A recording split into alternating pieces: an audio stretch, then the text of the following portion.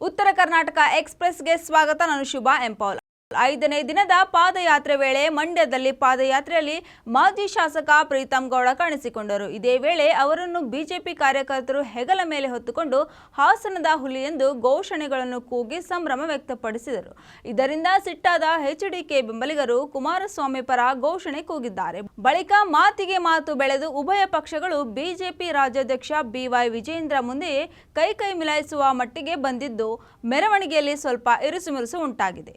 ರಾಜ್ಯಪಾಲರಾದ ಥಾವರ್ ಚಂದ್ ಗೆಹ್ಲೋಟ್ ಅವರು ನನ್ನ ಬಳಿ ಸಾಕಷ್ಟು ಸ್ಪಷ್ಟನೆಗಳನ್ನು ಕೇಳಿದ್ದಾರೆ. ಕಳೆದ ಬಾರಿ ಕೇಳಿದ ದಾಖಲೆಗಳ ಬಗ್ಗೆ ಮತ್ತೆ ಮಾತನಾಡಿದ್ದು ಸಿಎಂ ವಿರುದ್ಧ ಪ್ರಾಸಿಕ್ಯೂಷನ್ಗೆ ಅನುಮತಿ ಕೊಡುತ್ತಾರೆ ಎಂದು ಸಿಎಂ ಸಿದ್ದರಾಮಯ್ಯ ವಿರುದ್ಧ ದೂರು ನೀಡಿದ್ದ ಸಾಮಾಜಿಕ ಕಾರ್ಯಕರ್ತ ಅಬ್ರಹಾಂ ಹೇಳಿಕೆ ನೀಡಿದ್ದಾರೆ.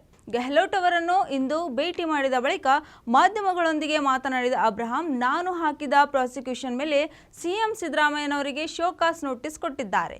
ಆದರೆ 3 ಗಂಟೆ ಕ್ಯಾಬಿನೆಟ್ ಸಭೆ ನಡೆಸಿ ರಾಜ್ಯಪಾಲರು ನೋಟಿಸ್ ಕೊಟ್ಟಿದ್ದರೂ ಅದು ತಪ್ಪು ಎನ್ನುತ್ತಿದ್ದಾರೆ ಎಂದರು.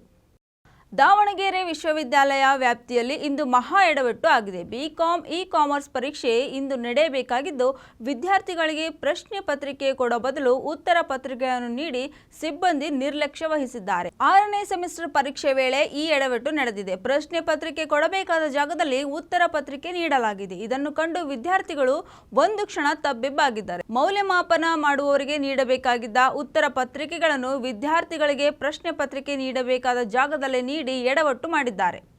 ಪ್ರತಿನಿತ್ಯ ಸಂಜೆ ಆಗುತ್ತಿದ್ದಂತೆಯೇ ಪೊಲೀಸರ ಕಲೆಕ್ಷನ್ ಕುರಿತು ಮಾಜಿ ಐಪಿಎಸ್ ಅಧಿಕಾರಿ ಭಾಸ್ಕರ್ ರಾವ್ ಬೇಸರ ಹೊರಹಾಕಿದ್ದಾರೆ. ಕಾರಟಗಿ ತಾಲೂಕಿನ ಸೋಮನಾಳ ಗ್ರಾಮದಲ್ಲಿ ಇಂದು ಮಾತನಾಡುತ್ತಾ ಪ್ರತಿದಿನ ಪೊಲೀಸ್ ಅಧಿಕಾರಿಗಳು ಕಲೆಕ್ಷನ್ ಮಾಡಲೇಬೇಕಾಗಿದೆ. ಬೆಂಗಳೂರಿನಲ್ಲಿ ಪ್ರತಿದಿನ ಕಲೆಕ್ಷನ್ ದುಡ್ಡು ಬಂದಿಲ್ಲ ಅಂದ್ರೆ ಸಂಜೆ ವೇಳೆ ಪೊಲೀಸರು ವಿಲವಿಲ ಅಂತ ಒದ್ದಾಡುತ್ತಾರೆ ಎಂದು ಹೇಳಿದ್ದಾರೆ. ರಾಜ್ಯದ ಬಹುತೇಕ ಕಡೆಗಳಲ್ಲಿ ಇನ್ನು 7 ದಿನಗಳ ಕಾಲ ಭಾರೀ ಮಳೆಯಾಗಲಿದೆ ಎಂದು ಹವಾಮಾನ ಇಲಾಖೆ ಮುನ್ಸೂಚನೆ ನೀಡಿದೆ. ರಾಜಧಾನಿ ಬೆಂಗಳೂರಿನಲ್ಲಿ ನಿನ್ನೆಯಿಂದಲೇ ಮಳೆ ಆರಂಭವಾಗಿದೆ. ಇನ್ನು ಮಂಗಳೂರು, ಉಡುಪಿ, ಉತ್ತರ ಕನ್ನಡ, ದಕ್ಷಿಣ ಕನ್ನಡ, ಚಿಕ್ಕಮಗಳೂರು, ಹಾಸನ, ಕೊಡಗು, ಬೆಂಗಳೂರು ಗ್ರಾಮಾಂತರ, ಚಾಮರಾಜನಗರ, ಚಿಕ್ಕಬಳ್ಳಾಪುರ, ಚಿತ್ರದುರ್ಗ, ದಾವಣಗೆರೆ, ಬೀದರ್, ಧಾರವಾಡ, ಗದಗ, ಹಾವೇರಿ, ಕಲಬುರಗಿ, ಕೊಪ್ಪಳ, ವಿಜಯಪುರ, ರಾಯಚೂರು, ಯಾದಗಿರಿ, ಬಳ್ಳಾರಿ ಹಾಗೂ ವಿಜಯನಗರದಲ್ಲಿ ಮಳೆಯಾಗಲಿದೆ. ಮಾಜಿ ಪ್ರಧಾನಿ ಶೇಖ್ ಹಸೀನಾ ಪಲಾಯನದ ಬೆನ್ನಲ್ಲೇ ಬಾಂಗ್ಲಾದಲ್ಲಿ ಹಿಂಸಾಚಾರ ಮತ್ತಷ್ಟು ಹೆಚ್ಚಿದೆ. ಇದೀಗ ಅಲ್ಲಿಂದ ಸುರಕ್ಷಿತವಾಗಿ ಹಿಂದಿರುಗಿದ ಬೆಳಗಾವಿಯ ಯುವಕ ಅಲ್ಲಿನ ಭಯಾನಕ ಪರಿಸ್ಥಿತಿಯನ್ನು ಬಿಚ್ಚಿಟ್ಟಿದ್ದಾರೆ. ಇದೀಗ ಬಾಂಗ್ಲಾದೇಶದಲ್ಲಿ ಹಿಂಸಾಚಾರದ ಭಯಾನಕ ಘಟನೆ ನೆನಪಿಸಿಕೊಂಡಿದ್ದು, ನಾವು ಬಾಂಗ್ಲಾದಲ್ಲೇ ಉಳಿದುಕೊಳ್ಳುತ್ತಿದ್ದರೆ ಕಷ್ಟವಾಗುತ್ತಿತ್ತು. ಪ್ರತಿಭಟನಾಕಾರರು ರೂಮಿನಲ್ಲಿ ಕೂಡಿ ಹಾಕಿ ಹಿಂಸೆ ನೀಡುತ್ತಿದ್ದರು. ಅಲ್ಲಿ ನಾವು ಸಾಕಷ್ಟು ನೋವು ಅನುಭವಿಸಿದ್ದೇವೆ. ಎಲ್ಲಾ ಕಡೆಯೂ ಕರ್ಫ್ಯೂ ಹಾಕಿದ್ದಾರೆ. ಹೀಗಾಗಿ ಊಟಕ್ಕೂ ಪರದಾಡಬೇಕಾಯಿತು. 2 ನಿಮಿಷದಲ್ಲಿ ತಿನ್ನೋಕೆ ಏನಾದರೂ ತಂದು ರೂಮ್ ಸೇರುತ್ತಿದ್ದೆವು ಎಂದು ವಿವರಿಸಿದ್ದಾರೆ. ರಾಜ್ಯದಲ್ಲಿ ಕಳೆದ 24 ಗಂಟೆಗಳಲ್ಲಿ 259 ಡೆಂಗ್ಯೂ ಪ್ರಕರಣಗಳು ದಾಖಲಾಗಿದ್ದು 395 ಜನರು ಗುಣಮುಖರಾಗಿದ್ದಾರೆ. ಕಳೆದ 24 ಗಂಟೆಗಳಲ್ಲಿ 1989 ಜನರು ಡೆಂಗ್ಯೂ ಟೆಸ್ಟ್ ಮಾಡಿಸಿಕೊಂಡಿದ್ದು ಅದರಲ್ಲಿ 259 ಜನರಿಗೆ ಪಾಸಿಟಿವ್ ಬಂದಿದೆ. ಒಟ್ಟು ಪ್ರಕರಣಗಳು 19,923 ಈವರೆಗೆ ದಾಖಲಾಗಿದೆ. ಕಳೆದ 24 ಗಂಟೆಯಲ್ಲಿ 0 ಇಂದ 1 ವರ್ಷದ 6 ಮಂದಿಗೆ ಡೆಂಗ್ಯೂ ಪತ್ತೆಯಾಗಿದೆ. ಒಟ್ಟು 375 ಮಂದಿಯಲ್ಲಿ ಡೆಂಗ್ಯೂ ದೃಢವಾಗಿದೆ. 18 ವರ್ಷ ಮೇಲ್ಪಟ್ಟ 151 ಜನರಲ್ಲಿ ಹೊಸದಾಗಿ ಡೆಂಗ್ಯೂ ಸೋಂಕು ಕಾಣಿಸಿಕೊಂಡಿದ್ದು ಇಲ್ಲಿಯವರೆಗೆ 18 ವರ್ಷ ಮೇಲ್ಪಟ್ಟ 12,453 ಮಂದಿಗೆ ಡೆಂಗ್ಯೂ ದೃಢವಾಗಿದೆ. ರಾಜ್ಯ ರಾಜಧಾನಿ ಬೆಂಗಳೂರಿನಲ್ಲಿ ನೈಟ್ ಲೈಫ್ ಪ್ರಿಯರಿಗೆ ಸರ್ಕಾರ ಸಿಹಿ ಸುದ್ದಿ ನೀಡಿದೆ. ರಾಜಧಾನಿ ಬೆಂಗಳೂರಿನಲ್ಲಿ ಮಾತ್ರವೇ ಮಧ್ಯರಾತ್ರಿ 1 ಗಂಟೆಯ ತನಕ ವಾಣಿಜ್ಯ ವ್ಯಾಪಾರ ವಹಿವಾಟಿಗೆ ಅವಕಾಶ ನೀಡಿ ಸರ್ಕಾರ ಆದೇಶ ಹೊರಡಿಸಿದೆ. ಇಂದು ಮಧ್ಯರಾತ್ರಿಯಿಂದಲೇ ಈ ಹೊಸ ನಿಯಮ ಜಾರಿಗೆ ಬರಲಿದೆ. ತಾಲೂಕಿನ ನಾವಗೆ ಗ್ರಾಮದ ಹೊರವಲಯದಲ್ಲಿರುವ ಸ್ನೇಹ ಅಂತಾರಾಷ್ಟ್ರೀಯ ಇನ್ಸುಲಿನ್ ಟೇಪ್ ಉತ್ಪಾದನಾ ಕಾರ್ಖಾನೆಗೆ ಬೆಂಕಿ ತಗುಲಿದೆ. ಈ ಅವಘಡದಲ್ಲಿ ಓರ್ವ ಕಾರ್ಮಿಕ ಸಾವನ್ನಪ್ಪಿರುವ ಶಂಕೆ ವ್ಯಕ್ತವಾಗಿದೆ. ಕಾರ್ಖಾನೆಯ ಲಿಫ್ಟ್ನಲ್ಲಿ ವಿದ್ಯುತ್ ಶಾರ್ಟ್ ಸರ್ಕ್ಯೂಟ್ ಆಗಿದೆ. ಅಲ್ಲಿ ಹೊತ್ತಿಕೊಂಡು ಬೆಂಕಿ ಕೆಲವೇ ಕ್ಷಣಗಳಲ್ಲಿ ಇಡೀ ಕಾರ್ಖಾನೆ ತುಂಬಾ ವ್ಯಾಪಿಸಿದೆ. ಟಿಕ್ಸೋ ಟೇಪ್ ತಯಾರಿಸಲು ಬಳಸುತ್ತಿದ್ದ ಕೆಲ ಸಲಕರಣೆಗಳು ಈ ಅವಘಡಕ್ಕೆ ಕಾರಣವಾಗಿದೆ ಎನ್ನಲಾಗಿದೆ. ಚಾಮುಂಡಿ ಬೆಟ್ಟದ ಮೇಲೆ ಬಹುಮಹಡಿ ಪಾರ್ಕಿಂಗ್ ಕಾಂಪ್ಲೆಕ್ಸ್ ಇರುವ ಭೂಮಿಯ ಸ್ವಾಧೀನಕ್ಕೆ ಸಂಬಂಧಿಸಿದಂತೆ 13 ವರ್ಷಗಳಿಂದ ಇದ್ದ ವಿವಾದ ಕೊನೆಗೂ ಇತ್ಯರ್ಥಗೊಂಡಿದೆ. ದಾಖಲೆಗಳನ್ನು ಪರಿಶೀಲಿಸಿದ ಹೈಕೋರ್ಟ್ ಈ ಜಾಗ ಅರಣ್ಯ ಭೂಮಿಗೆ ಸೇರಿರುವುದಾಗಿ ತೀರ್ಪು ನೀಡಿದೆ. ಮಲ್ಲಯ್ಯನವರ ಕುಟುಂಬಕ್ಕೆ ಸೇರಿದ ಜಮೀನು ಇದು ಎಂದು ಘೋಷಿಸಿದ್ದ ವಿಚಾರಣಾ ನ್ಯಾಯಾಲಯದ 2010ರ ತೀರ್ಪನ್ನು ಹೈಕೋರ್ಟ್ ರದ್ದುಗೊಳಿಸಿದೆ. ಶಿರೂರು ಭೂಕುಸಿತದ ಬೆನ್ನಲ್ಲೇ ಉತ್ತರ ಕನ್ನಡ ಜಿಲ್ಲೆಯಲ್ಲಿ ಮತ್ತೊಂದು ದುರಂತ ಸಂಭವಿಸಿದೆ. ಕಾರವಾರದಲ್ಲಿ ಭಾರೀ ಅವಘಡ ಸಂಭವಿಸಿದ್ದು, ಅಂದಾಜು 200 ಮೀಟರ್ ಉದ್ದದ ಕಾಳಿ ನದಿಯ ಸೇತುವೆ ಕುಸಿದಿದೆ. ಕಾರವಾರದ ಮೂಲಕ ಹರಿಯುವ ಕಾಳಿ ನದಿಯ ಮೇಲೆ ರಾಷ್ಟ್ರೀಯ ಹೆದ್ದಾರಿ 66ರಲ್ಲಿ ನಿರ್ಮಾಣವಾಗಿದ್ದು, ಸುಮಾರು 42 ವರ್ಷ ಇತಿಹಾಸ ಇರುವ ಕಾಳಿ ಸೇತುವೆ ರಾತ್ರಿ ವೇಳೆ ಕುಸಿದಿದ್ದು, ಘಟನೆಯಲ್ಲಿ ಲಾರಿಯೊಂದು ಚಾಲಕನ ಸಮೇತ ನದಿಗೆ ಬಿದ್ದಿದೆ. ಮಾಹಿತಿ ತಿಳಿದ ಅಧಿಕಾರಿಗಳು ಸ್ಥಳಕ್ಕೆ ದೌಡಾಯಿಸಿದ್ದಾರೆ. ಸ್ಥಳಕ್ಕೆ ಬಂದ ಪೊಲೀಸರು ಮತ್ತು ಅಗ್ನಿಶಾಮಕ ಸಿಬ್ಬಂದಿ ಲಾರಿ ಚಾಲಕನನ್ನು ರಕ್ಷಣೆ ಮಾಡಿದ್ದಾರೆ.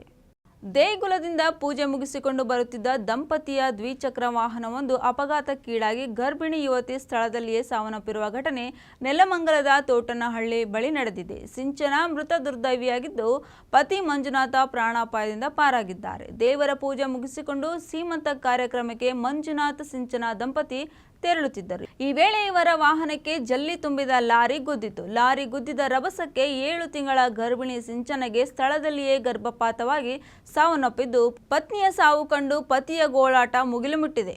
ಚಾಮರಾಜಪೇಟೆಯಲ್ಲಿ ಫೇಸ್ಬುಕ್ ಲೈವ್ ಮಾಡಿ ಪತಿಯಿಂದಲೇ ಪತ್ನಿಯ ಹತ್ಯೆ ಮಾಡಿ ಎಸ್ಕೇಪ್ ಆಗಿರುವ ಪ್ರಕರಣ ಸಂಬಂಧಿಸಿದಂತೆ 5 ದಿನಗಳ ಹೊಸ ಟ್ವಿಸ್ಟ್ ಸಿಕ್ಕಿದ್ದು, ಪೊಲೀಸರಿಂದ ತಪ್ಪಿಸಿಕೊಳ್ಳುವ ಆತುರದಲ್ಲಿ ಆರೋಪಿ ಜೀವ ಕಳೆದುಕೊಂಡಿದ್ದಾನೆ. ಆಗಸ್ಟ್ 2ರಂದು ಚಾಮರಾಜಪೇಟೆಯಲ್ಲಿ ಪತ್ನಿ ಫಾತಿಮಾರನ್ನ ಕೊಲೆ ಮಾಡಿ ನಂತರ ಕೋಲಾರಕ್ಕೆ ತೆರಳಿದ್ದ ಆರೋಪಿ ತಬರೇಜ್ ಪಾಷಾ ಎಂದು ಪೊಲೀಸರಿಂದ ತಪ್ಪಿಸಿಕೊಳ್ಳುವ ಆತುರದಲ್ಲಿ 12 ಅಡಿ ಎತ್ತರದಿಂದ ಜಿಗಿದು ಪ್ರಾಣ ಕಳೆದುಕೊಂಡಿದ್ದಾನೆ. ಮುಡಾ ಪ್ರಕರಣದಲ್ಲಿ ರಾಜ್ಯಪಾಲರು ನೀಡಿರುವ ನೋಟಿಸ್ಗೆ ಈಗಾಗಲೇ ಉತ್ತರ ನೀಡಲಾಗಿದ್ದು, ಇದನ್ನು ರಾಜ್ಯಪಾಲರು ಒಪ್ಪಿಕೊಳ್ಳುವ ನಂಬಿಕೆ ಇದೆ. ಕಾನೂನು ಪ್ರಕಾರವಾಗಿಯೇ ಬಿಜೆಪಿ ಸರ್ಕಾರ 2021ರಲ್ಲಿ ನನ್ನ ಪತ್ನಿಗೆ ಬದಲಿ ನಿವೇಶನ ನೀಡಿದೆ ಎಂದು ಮುಖ್ಯಮಂತ್ರಿ ಸಿದ್ದರಾಮಯ್ಯ ಹೇಳಿದ್ದಾರೆ. ಮಾಧ್ಯಮದವರೊಂದಿಗೆ ಮಾತನಾಡಿದ ಸಿಎಂ, ಮುಡಾ ವಿಷಯದಲ್ಲಿ ಸಂಪೂರ್ಣವಾಗಿ ಕಾನೂನು ಪ್ರಕಾರ ನಡೆದುಕೊಂಡಿರುವುದರಿಂದ ರಾಜ್ಯಪಾಲರು ಸರ್ಕಾರದ ಉತ್ತರವನ್ನು ಒಪ್ಪಿಸುವ ನಂಬಿಕೆ ಇದೆ. ಮುಡಾ ನಿವೇಶನ ಹಂಚಿಕೆಯಲ್ಲಿ ಯಾವುದೇ ಪ್ರಭಾವ ನಾನು ಬೀರಿಲ್ಲ ಎಂದು ಹೇಳಿದ್ದಾರೆ. ಹಬ್ಬಗಳ ತಿಂಗಳೆಂದೇ ಖ್ಯಾತವಾಗಿರುವ ಶ್ರಾವಣ ಮಾಸ ಆರಂಭಕ್ಕೂ ಮುನ್ನವೇ ಮಾರುಕಟ್ಟೆಯಲ್ಲಿ ಹೂವಿನ ದರ ಏರಿಕೆ ಕಾಣುತ್ತಿದೆ.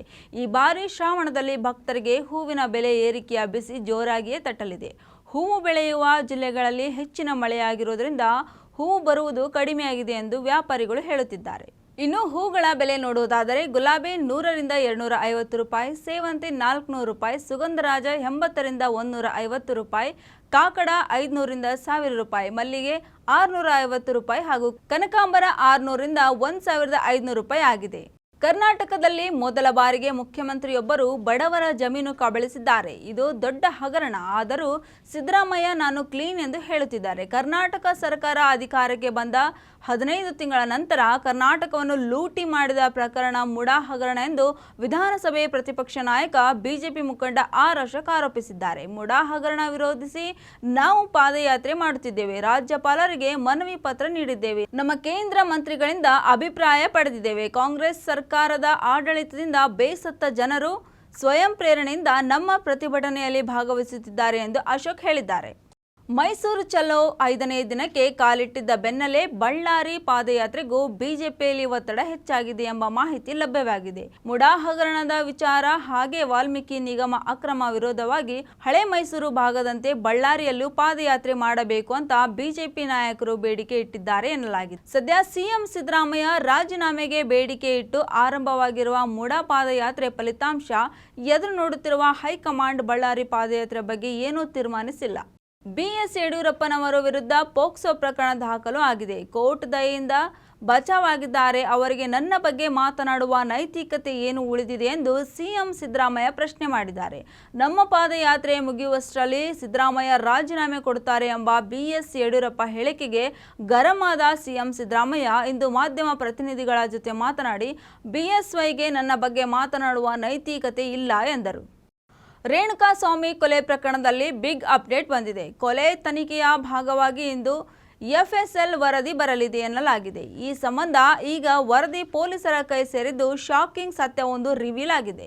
ಪೊಲೀಸರು ಇದನ್ನು ವಶಕ್ಕೆ ಪಡೆದು ಎಫ್ಎಸ್ಎಲ್ ಪರೀಕ್ಷೆಗೆ ಕಳುಹಿಸಿದ್ದರು. ಎಫ್ಎಸ್ಎಲ್ ಪರಿಶೀಲನೆಯಲ್ಲಿ ದರ್ಶನ್ ಬಟ್ಟೆಯ ಮೇಲೆ ರಕ್ತದ ಕಲೆಗಳು ಪತ್ತೆಯಾಗಿದ್ದವು.